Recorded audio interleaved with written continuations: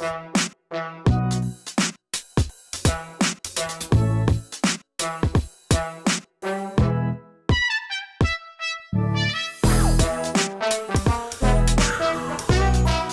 this on? Alrighty, looks like this is working just great. Welcome to my favorite video game. My name is Josh Gallegos of the Default Podcast. That's probably what most people know me from. I also am an author working on my own stuff, particularly games, and I wanted to start to contribute a little bit more content on that side of things, and so I decided to put together and host this podcast that I'm calling My Favorite Video Game. Now, the purpose of this podcast is really to highlight a lot of different games that maybe people have overlooked, also to discuss and go through a lot of news for the week, be a little bit of a download hub for you of information that's been going on, and then also to, of course, meet people, interview. I hope to use this as a vehicle to highlight other individuals and their favorite video games, things along those lines. But whenever there is a solo podcast, which is what it's mostly going to be, it'll be me going through the news and then highlighting a game of the week, my favorite video game choice. But for now, let's go ahead and just jump right into it. So again, my name is Josh. I run the Games U blog. You can follow us at joshuagallegos.com/GamesU, games-U. You know, I should really find an easier way to do that. I also need to kind of come up with a better website in general. I really do want to remove it from my website. I have like a portfolio website, and I started the blog in there, but it's getting to the point, it's getting big enough and robust enough. I do want to move it, but it is tied to me as for now, at least for the near future, which is what it is. In any case, that's me, and I hope to be able to use this as a platform to reach out to a lot of different people and to really be a info hub for anybody who's interested in video games and things that are going on. There's a lot that happens every week, and there are some great sources of information that I get a lot of this news from already, and I would love to be a part of something like that. In the meantime, this is my own thing in order to contribute in that way. So this week, today I am recording on September 13th. On Friday, I am in front of my computer and I am chilling. We are having a good time today, and we are going to be able to look through a lot of really interesting and strange things that are going on in the video game world. So come with me, transport yourself into the 21st century. Boop. Oh, here we are. Look around you. Video games everywhere, around in every facet. Walmart shelves, Target shelves, your grandma's shelves. Every shelf has games, it seems like at this point, and it's because of this prolificity that I want to really discuss them. This week, a particular video game was released that I, in particular, have been interested in for quite some time, and that is Borderlands 3. Now, the Borderlands franchise is a franchise that I have played for years, and my brother and I actually grew up playing it all the way back to the original Borderlands, which I played for the very first time at my friend Austin's house, who I will probably have on this podcast at some point. He's a great video game aficionado. In any case, and one of the games that he introduced me to was the original Borderlands. I really was confused when I first saw it. It looked kind of weird, not like a regular PlayStation 3 game. The cell shading was off-putting for me at first, to be perfectly honest. I wasn't used to that. And this was back before I was really into games. So I gave it a try. It wasn't exactly my fare. The controls felt a little sluggish, and so I didn't necessarily dive deep into it. But with Borderlands 3 coming back around, I've been able to kind of take a step back and recognize over the years that like I really did have it grow upon me. I played Borderlands 2 like crazy, and Borderlands for the pre-sequel I've never actually played through. I'm trying to get through that right now before I dive into Borderlands 3, because that's how interested I am in the franchise as a whole. Borderlands 3 being released this week really does signify a marker for me, and it makes me look back on my years as a gamer and my introduction into this industry and what that means to me. Borderlands was around that time that I began to really take interest. And that actually ties into a couple things we'll talk about a little bit later. I want to be sure to update you guys on the things that are going on at GamesU and the stuff that we're going to be looking at. But in any case, Borderlands 3 being released this week, it looks like it was pretty well received too, which is awesome. Before it came out, I was really worried that some people might think the formula for Borderlands was a little bit outdated. Let's see what Metacritic says. Metacritic here, as I yank this up for Borderlands 3, is at 85. 85, which of course is pretty good. I mean, it's not an A, but it's a B. And for a game like Borderlands, I'd probably expect that. Now, Borderlands is a first-person shooter. The artistic direction is probably the right word, is cel-shaded, which means that everything kind of has like a black streak, kind of looks like it's straight out of a comic book sort of thing. And the game itself features a alien world, alien characters, full of powers. The whole setup is a loot shoot type of gameplay, kind of like, well, Destiny 2 or a game like that. Those are considered looter shooters. Games where you dive in a multiplayer setting. It's usually first person. You go and you take on missions and things. It's usually against NPCs. Sometimes these games have player versus player where you do engage online with other live players. But that is not Borderlands. Borderlands is not that at all. It is completely co-op. In fact, it is tied to 4 characters specifically, which is a very classic multiplayer couch co-op setup.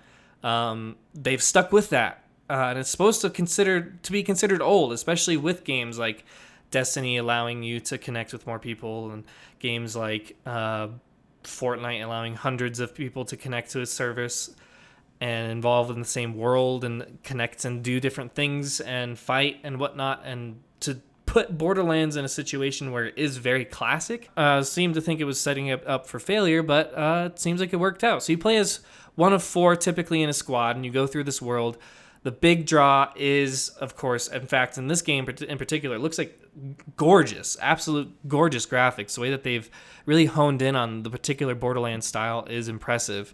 The crazy characters, it's a zany world, to be perfectly honest, which is a lot of gaming worlds. I've begun to realize a lot of them are kind of zany and goofy and weird, but Borderlands in particular, I think, represents even an older time. I know I've seen a few reviews for it already that point towards it being probably a little bit less PC than people would like in this day and age. So it is a little bit different.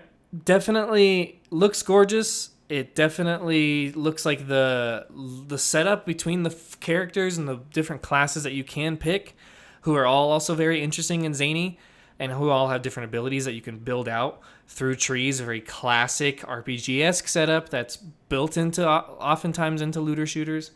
Same thing here. It's very classic, but its charm, Borderlands' charm, its characters are really what bring out the fun, at least for me. And I was able to put hours and hours and hours into it. Oh, and honestly, the loot itself too. They're known, and they've always been known ever since the original Borderlands, for the insane amount of guns, and now it's up to millions and billions. And of course, I don't know what the exact number is, and I don't think anybody knows. Maybe I don't even know if they know, honestly. But they've taken that aspect, which was the same in Borderlands 2. It was a little bit more robust in Borderlands 2 and pre-sequel, but it seems like they've ratcheted it up to 11 in Borderlands 3. It looks like their guns, their loot, just a ton of variety, crazy things that you're seeing. You're seeing guns with feet. You're seeing suitcase bomb gun things, all kinds of stuff going on. And so it just makes for a good time, Borderlands does. And if you can find people who are dedicated to play it with you, oh man, like $60 for a weekend with some friends, diving deep into some crazy action, having a good time. Borderlands 3 released actually today on Friday, and there was a lot of reviews being dropped earlier in this week. Moving on to the next thing for this week. What is Project Resistance? Resistance, of course, referring to not the late, what was that series? Insomniac? Yeah, Insomniac did Resistance series. It is, in fact, a new Resident Evil game. Now, Project Resistance is set in the Resident Evil universe, particularly around Resident Evil 2, which was just rebooted this last year, to great critical acclaim, might I add.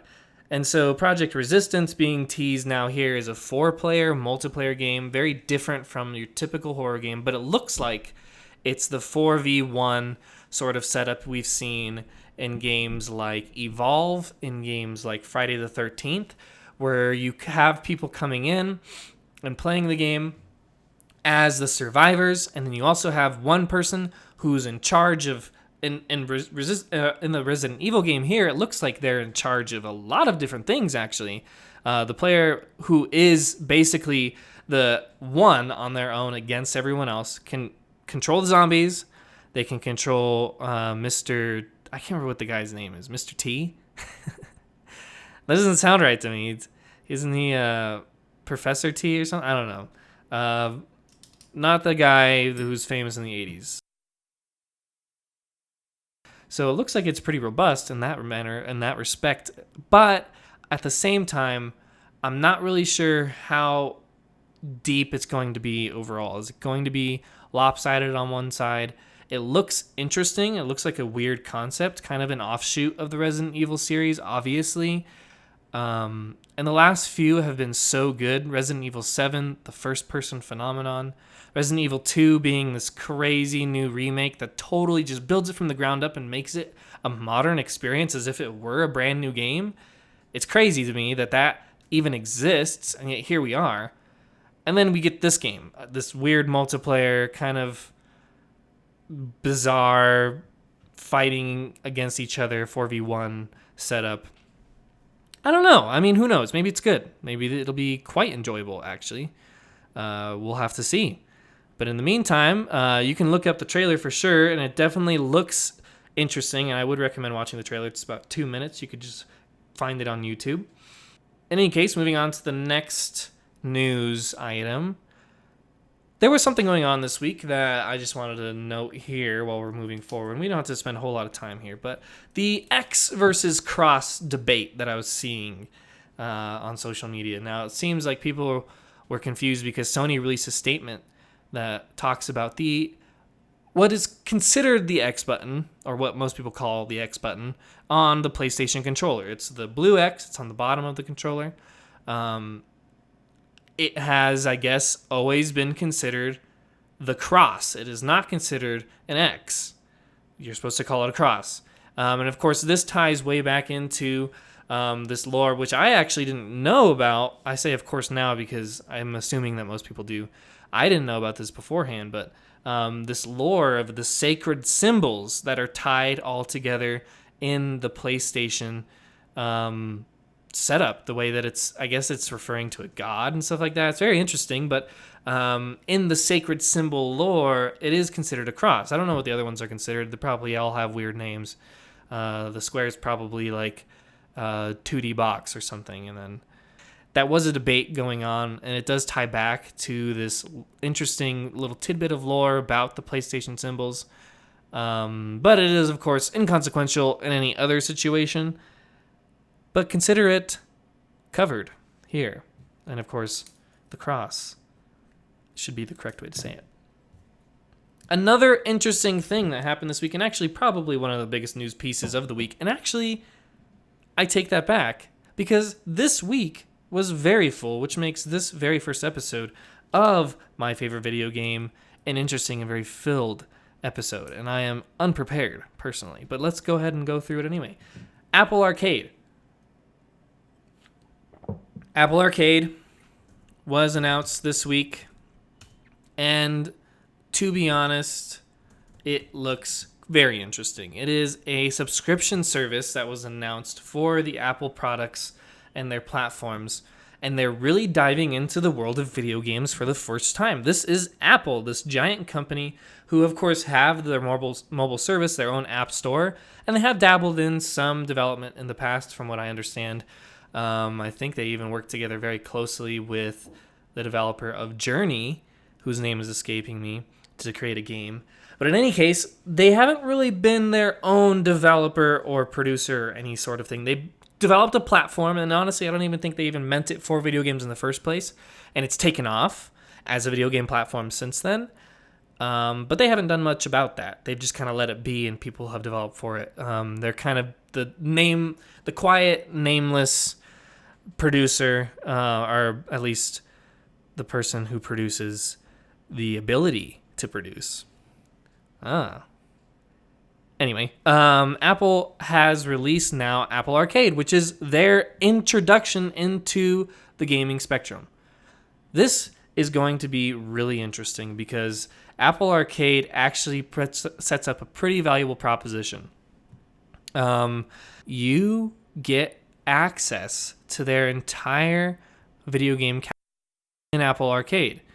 And they have over 100 new and exclusive games with more to be added with their single subscription. So this is pretty crazy. And on top of that, they've also upgraded. They just released on top of of course, they had their crazy press conference, which I'm not going to break down here.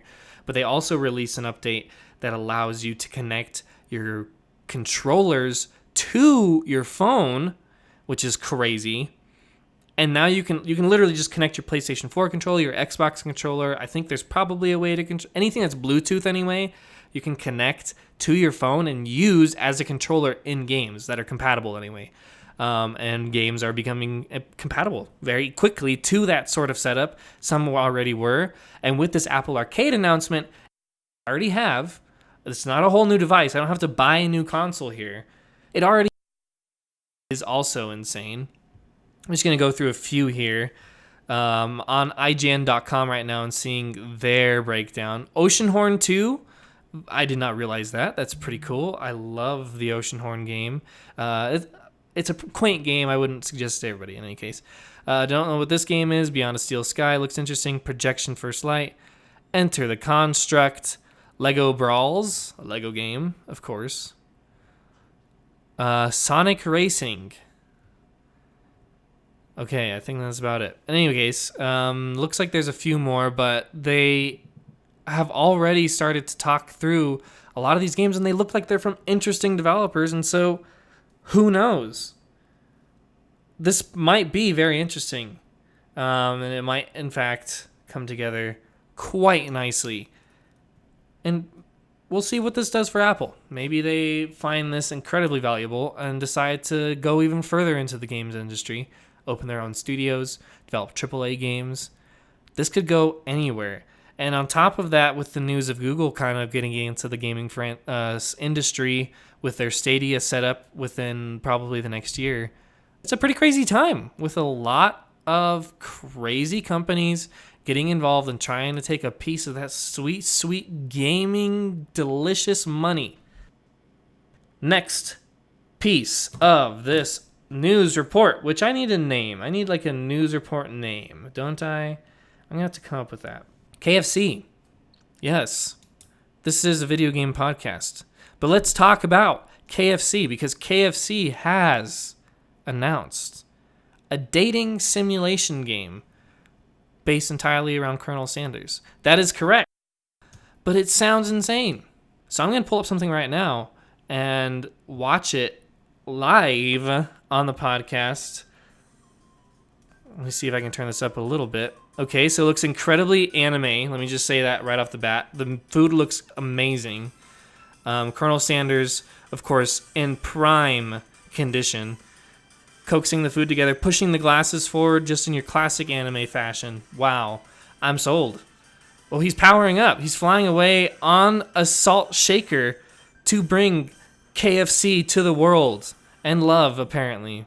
It's coming soon, available on Steam. It closed really fast at the end. Oh my gosh, that looks amazing. KFC. Buy it now. Not an ad. This sounded like a good way to end that. Ubisoft on its open worlds. Ubisoft, of course, famous and popular for their many, many franchises over the years. They are quite a big company. Everyone's heard of Assassin's Creed. That's one big touchstone. All the Tom Clancy games, they do everything. You know, they're just one of those guys. They are a big open worlds company. They do lots of big open worlds, and in particular, their open worlds have been getting bigger and bigger. Apparently, they're okay with that. There has been a lot of complaints, especially with Assassin's Creed, that their games are too big. I guess Assassin's Creed Odyssey, well, let's see. HowLongToBeat.com, Assassin's Creed Odyssey. How long did it take to complete? Now, this is one game. You're spending $60 on a game. You're going home. You're chilling. And you're working a 40-hour job during the week. In order to beat the main story, just the main quest, if you just do that, you ignore everything else, everything that the game decides to make you do, the other optional side quests, any other side activities, if you're running around, if you're not following this exactly to a T, this game is going to take you 40 hours to beat. Now, actually, that doesn't sound too bad. I thought it was going to be longer than that. But it is longer than, I think, previous Assassin's Creed games. Let's see if that is the case. Let's check out Syndicate, which was one of the more recent ones. Okay, yeah, exactly. 18 hours. So, this is already double. Assassin's Creed Odyssey, which is the most recent one, is already double the amount of previous Assassin's Creed games. I bet you most of them are around 20 hours just for the main story. If you add in other stuff, this game takes upwards of 100 hours to complete. That I can say with certainty. Just look up on Reddit, all kinds of people talking about that and how long this game takes. And so you buy this game that you're hoping can be a yearly event. You want to be able to kind of just shave right through it, maybe on a weekend, enjoy it over the holidays, and all of a sudden you're stuck playing it into the next year, into the following spring, and then all of a sudden other games are coming out and you're done. You've played enough. Like, you want to play something else now. Like, it's enough time. You've put months into, like, depending on your schedule, I don't know. Other people maybe can blow through that sort of thing in a weekend. That's not me. For me, like, I need to be able to balance my time out a little bit more. So it's a lot of time, and I will dedicate that sort of time to a game if needed, and I will at some point actually dive into Assassin's Creed Odyssey. But Ubisoft here saying that's fine is basically the news headline. They are essentially saying that they're okay with the fact that their games are taking incredibly long, that they are giant, and that even just running from one side of the world to the other takes almost a day's worth of time. That might be a little bit facetious on my part. I might have to look up something like that to clarify in the future. But in any case, it looks like they are okay with the fact that these games are so big. And that's okay for them, I guess. These games have been working out pretty well for them. Odyssey, I think, sold pretty well, and so did Origins. So who am I to judge? Maybe the big games being longer are okay, but that is the biggest reason why I have stayed away from them, if I am perfectly honest. Looks like this was a Destructoid article. It was Ubisoft CEO saying, our goal is to make sure you can have a Unity within an Odyssey. Just reading this article real quick. It's by Peter Glakowski. Make sure to go give them a click. Of course, Destructoid. Over the course of this last generation, smaller, more focused, linear games have basically fallen out of fashion in favor of massive open worlds, says Peter Glakowski. Even Nintendo got in on the action with Legend of Zelda Breath of the Wild, creating a ridiculously large version of Hyrule with virtually no limits. Skylar, this is Josh speaking again, Skylar Grinnell, my friend, and cohort, recently told me he hates Breath of the Wild. Just wanted to put that in there to enrage anybody. And also to say that, Skylar, your opinion is trash, officially. And I will refute that in more ways than one. Back into the article from Peter. Of all the AAA publishers creating similar titles, Ubisoft is the most prolific. Virtually every game from the company is some kind of large-scale world with tons of stuff to do. Some fans of the company's titles have been asking when Ubisoft will return to its classic games like Splinter Cell, Beyond Good or Evil, or even the earlier Assassin's Creed games. Apparently, they won't be anytime soon. When questioned if something like Assassin's Creed Unity will ever make a comeback, a game that featured a single location and shorter story, Guillermo said, no. Our goal is to make sure you can have a Unity within an Odyssey. If you want to have a story of 15 hours, you can have it, but you can also have other stories. You live in that world and you pursue what you want to pursue. You haven't experienced many Unity-like experiences. So that's an interesting way of looking at it, actually. But kind of weird. So we were talking about Ubisoft, and I think we're going to go ahead and wrap up that topic there. So Ubisoft being, of course, adamant about having these giant open worlds. Nintendo, this week, announced a very, very bizarre and interesting game called Ring Fit Adventure. And my friends, my goodness, this thing has to be seen to be believed. Because quite honestly, it kind of looks like a cross between Wii Fit and like a really weird like 3D platformer made by an indie developer like Poi Explorers or something. I'm pretty sure there's a game called that. It's this weird, bizarre ring that you can buy. It's an electronic ring that you hold on to. You can like do all kinds of exercise moves with it. And then you also get a strap that goes around your leg. And you take the Joy-Con, of course, these inventive little gyroscopic controllers that the Nintendo system, the Nintendo Switch has on the sides of it. And you put them one into a strap on your leg and the other into the electronic ring. And you do all sorts of weird exercise stuff to get around a little adventure world. It's weird. Like, you're actually in an adventure. Like, there's a monster dude who's taken over. You're running around grabbing coins. And you're jumping and doing different things. It's a platformer in many ways, while also being an exercise game.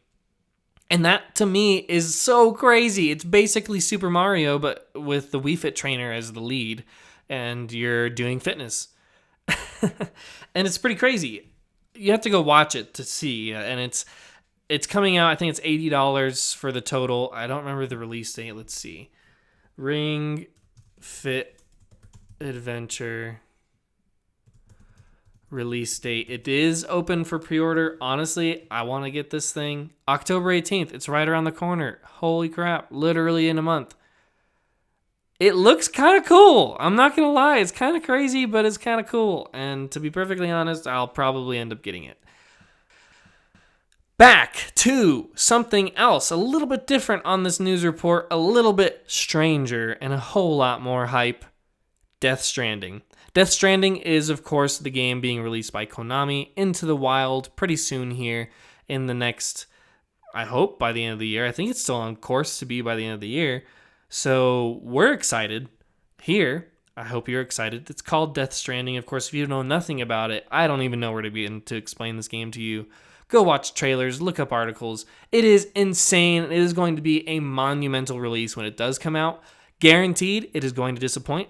And I guarantee you, it is not going to be fun to play. Just from everything I've seen, it looks weird. You're mostly running around in emptiness with a ladder doing deliveries. You're a delivery boy, literally a delivery boy, and it's not added to in any way. You're not actually combating things. You don't have a sword. You're actually delivering things, and that's all you're doing. As far as I can tell, anyway. You're also doing intriguing stuff like talking to people. Looks like there's also soldiers and stuff, so who knows? Maybe you end up going between characters and there's other stuff you can do. But it's weird. It looks insane, but it looks so great. And it's going to be crazy. And I love all the rumor mills around the game. I love all the different things that the internet has done with the things that have been revealed already. This week, there's a big blowout on information, which is why I'm bringing it up. And I encourage you to go look it up. I honestly haven't even looked at all the stuff that's been going on because I don't 100% want to see everything. I kind of want to keep it a little more mystified. The more that it has been revealed for me already, I've begun to be less intrigued. But I like the stuff that I've seen already. So let's go ahead and not watch the rest. But you should, because you should get to figure out what this game is about. I love how that backwards logic ended up showing itself. In any case, let's go ahead and wrap up there. I was going to cover the MPDs, but this is going on pretty long, and I'm actually doing this at a time when I shouldn't be. So let's go ahead and jump into the next segment for this podcast. Of course, this is called My Favorite Video Game. I have put together for this week a particular game, and it's Woeful Story. That game is called Wario Master of the Skies. And this game I'm highlighting this week because it is a game that I think deserves to be more highlighted than it has been in the past. I wrote a whole article about this on the Games You blog. You should check it out there.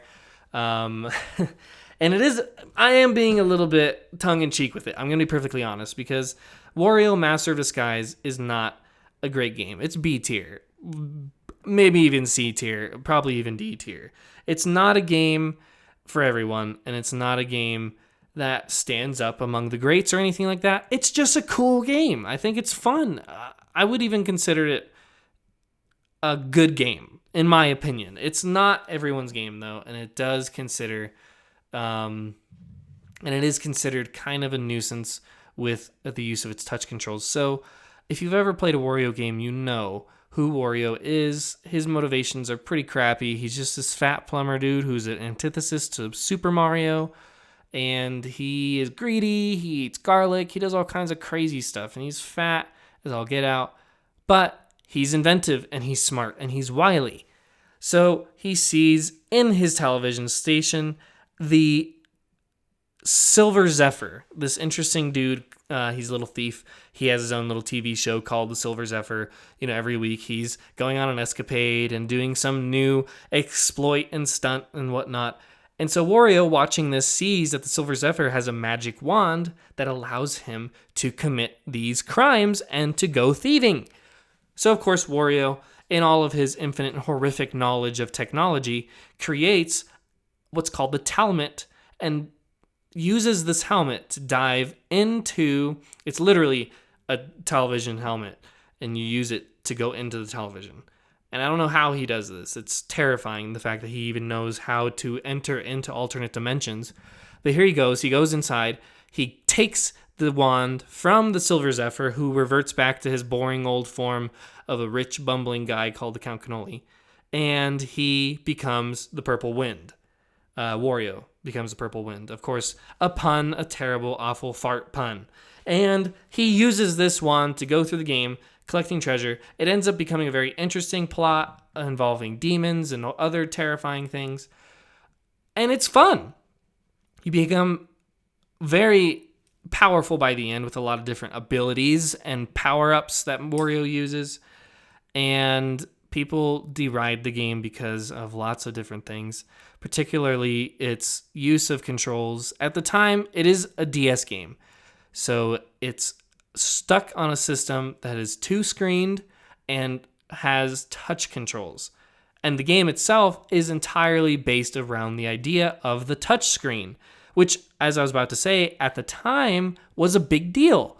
Touch controls were cool. It was a rage. Everyone was trying to implement them and use them in their games in unique ways. And so Wario Master of Disguise was no different. In any case, it was derided for that. Its controls are definitely a little wonky, and playing it back on it can be tiresome even on your hand to play with the touch controls because of the amount of dexterity it demands.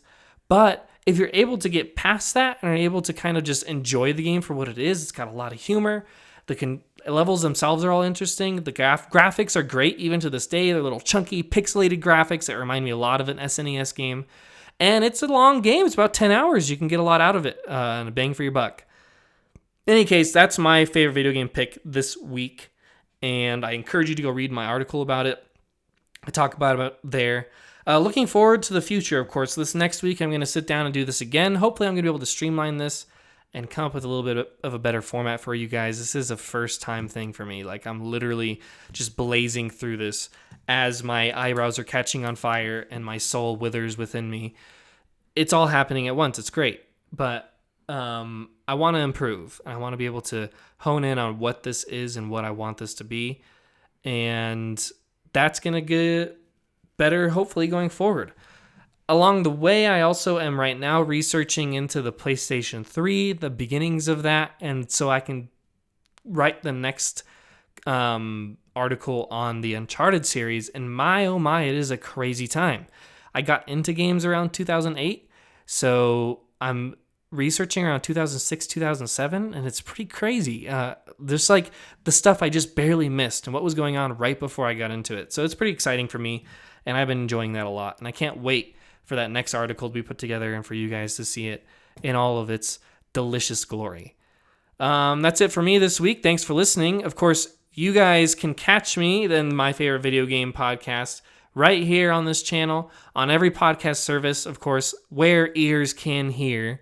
And I'm on Instagram, Joshua R. Gallegos. That's where I'm probably most active. If you guys want live reactions throughout the week to a lot of this news, you'll see that there. And, of course, the Games U blog. I'll be posting my own research and articles there for you all to dive deep into and discuss with me. Hopefully, I'll be able to get an email going for you guys so you guys can interact with me a little bit more. I'd love to be able to use this as a base for you to ask me questions. And in case, this is a whole potential for a lot of different things, and I can't wait to take this journey and see where it takes us. That's it for now. I have no other information to give you.